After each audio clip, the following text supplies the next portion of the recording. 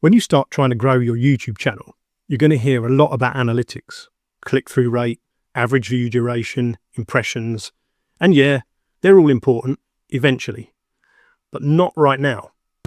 Now, what did I just say? I said the analytics you're told to monitor are not important right now. Now, let me explain.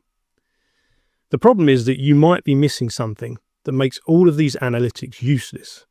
Even worse, looking at the wrong things at the wrong time can even hurt your growth. It gives you a false impression of what's really happening and damages your progress and your motivation to keep going. And YouTube will go off in a weird direction with your channel, and you'll need to try and pull it back. How do I know? Because I've made these mistakes in my first 2 months as a new YouTuber. In this video, I'm going to show you how to check if you are too, and what to do to fix it. And I'm going to use information that comes straight from YouTube's Vice President of Engineering, Cristos Goodrow, to back it up. Okay, so imagine that you're entering a cycling race. You train in the gym, you eat a good diet, and you study the route and tactics. You turn up on the day of the race, you're at the start line, and the race starts. And then suddenly, you see everybody else speeding off. You look down, and you've got a flat tyre. You forgot the most basic and most important underlying thing that makes all of the other stuff useless. Let's see if this is happening to you on your channel by showing you how it happened to me. So go to your channel analytics page in Studio and then Content. You select Lifetime at the top here, and then under How Viewers Find Your Videos, you choose See More. Now let's understand these first. If you mouse over, you're going to see a description of what each means. Let's consider the 4 main categories. Suggested videos is views from suggestions appearing alongside or after other videos. YouTube tries to suggest things you might like based on what you just watched and your history. Now for browse features, this is traffic from the home page and the home screen and the subscription feed and other browsing features. It's more of a general idea of what YouTube thinks you might like based on your activity and your watch history and so on.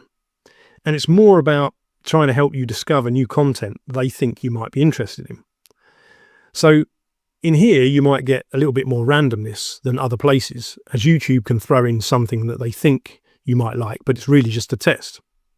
Now, if you look at YouTube search, this is videos about something you've specifically typed into the search bar. So if I write chocolate cake recipe, I'd expect to see exactly that. Now, sometimes there's going to be slight different results, but this should be quite targeted and quite specific. So those are the main 3 we're going to focus on. So how can we use all of this to make everything else make sense? If you're new and struggling, or you think YouTube hasn't found your audience, this should give you some insight into why. Let's find out. So let's look first at impressions. Impressions are how many times YouTube has presented your content to people. If at least 50% of your thumbnail appears on the screen for at least 1 second, then it's counted as impressions. Now the click-through rate shows how many times as a percentage that someone has clicked on your thumbnail. So we can see that suggested videos account for most of my impressions. So this is where YouTube has been pushing my videos. You might have something different here, but the same principles are going to apply. Now, suggested videos only resulted in a click-through rate of 0.4%, where all the other categories are much higher in comparison. So my videos are being pushed in what seems to be the place they're getting clicked the least. Strange. Now, could it be that my thumbnails and titles suck? No one is clicking on them. Sure, it could be. And I'll come back to that later. But people do want to click the thumbnails more often when they're presented in other categories, it seems. So although this click-through rate is still on the low side, we can see that my overall click-through rate is being brought way down by the suggested videos traffic source. So if you just look at click-through rate as a metric for your channel, then you're going to think, oh, it must be my thumbnails and titles that are the problem. And then you go off and you focus on that. But maybe they aren't the problem. So a false sense of what's wrong can be created by how you interpret your analytics. What we really need to fix then is how YouTube is presenting our content to people. But we need to go deeper to get more from this. So I'm going to click on suggested videos and make sure it's showing lifetime.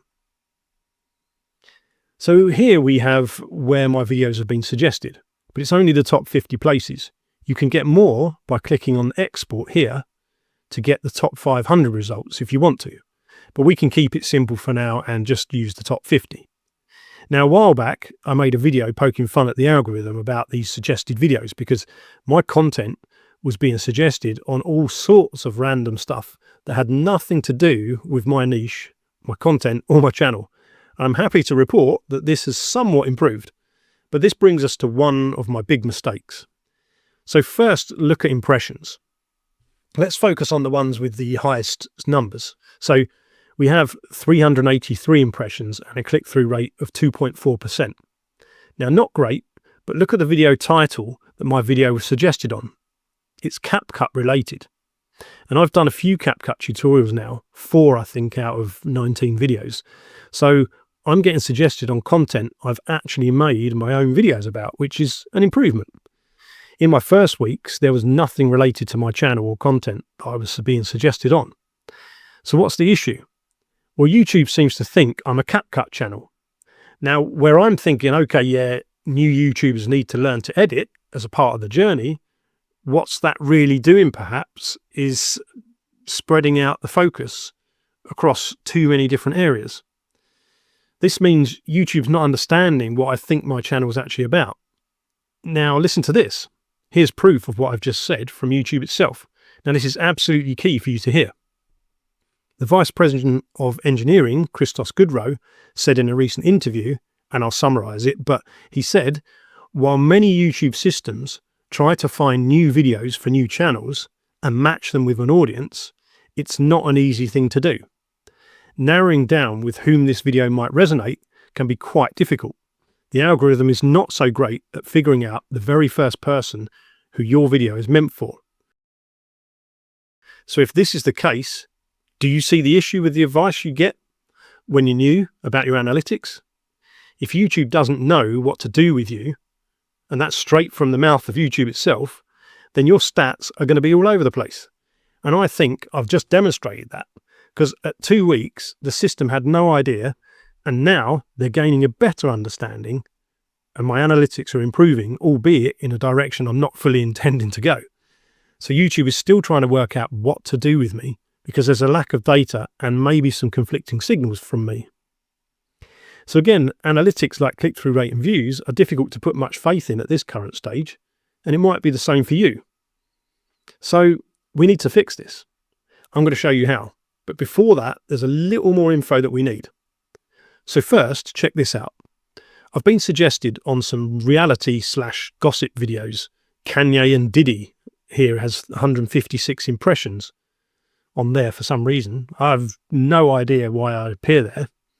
And from there, I've got a 0.6% click-through rate, which you'd kind of expect. People watching gossip and reality TV might not be interested in suddenly clicking on my random thumbnail about how to create a YouTube video. So yeah, there are many examples of this. I won't go further into that right now, but you can check your suggestions and see if there's a bunch of stuff that doesn't make sense, but also see if it's improving over time. Now, something really cool here, I mentioned in one of my previous videos about this subject, that it would be cool to be suggested on some creators I subscribe to. And here is Rob the Maritimer. That's my exact niche. So that's awesome. Please do more of this, YouTube. And you should check to see if you have something like this on your suggested videos too. It's great to give a little motivational boost. So what Cristos appears to be saying seems to be playing out on my channel from what I can see. Okay, so let's take a quick look at browse. Well, views and CTR are better here, so it seems like browse is working better for me at the moment than suggested.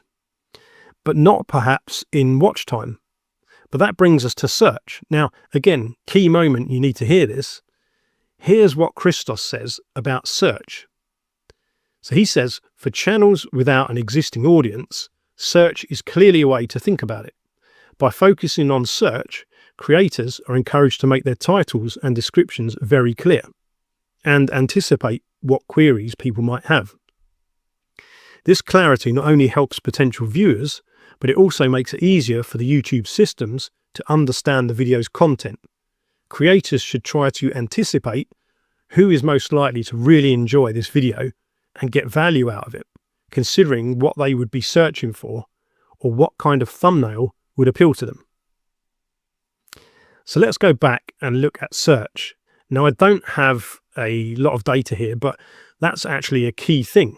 I'm clearly not appearing in search related queries. And on this channel, I haven't honestly aimed for that.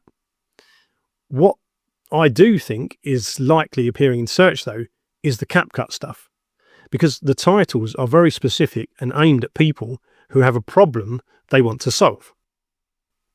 And also, the CapCut Beginner's Guide is actually my best performing video overall.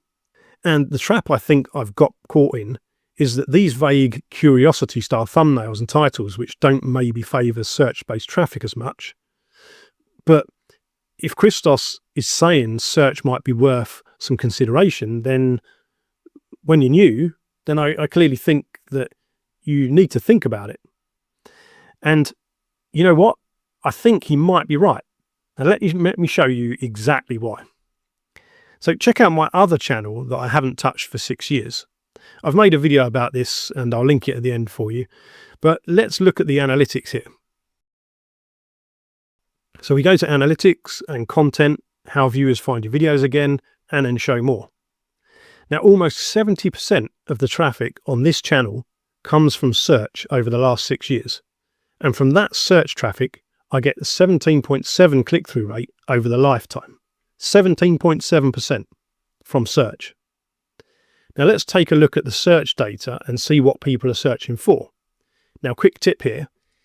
If you do this, you can get possible video ideas, because if you see a search term that you haven't covered, you could make a video about that, knowing that it's something people are typing into the search bar. That's just a little extra nugget there that I've thrown in. But anyway, all of these search terms are directly related to my content. I don't think there's anything that isn't. Now let's go back and look at suggested. Look at the difference in click-through rate between search and suggested videos. Massive. Now let's click suggested and see what YouTube is putting me with. Again, all of these are very much related to my content. And again, we can look at the videos I've been recommended after and see, okay, check out the ones with the high click-through rate. Now, we could target them with video titles and make our own versions. Now, I don't expect to be very high in the click-through rate on suggested videos anyway, because if someone has already watched a video and received the info that they need, they may not need to click on my video. That's going to tell them something similar anyway. So search then, pretty powerful. Now, let me show you why titles and thumbnails don't need to be the answer to everything. So I've filtered just the videos that have ever been made public, and you can see there's only 10 videos. And look at the upload dates. No consistency at all. They're all over the place. I mean, literally all over the place. But I have only covered 2 main topics: audio editing in Audacity and screen recording in Mirrorless Action. So it couldn't really get much more niche unless I only covered one of those particular subjects, which in the end would probably mean you'd run out of ideas.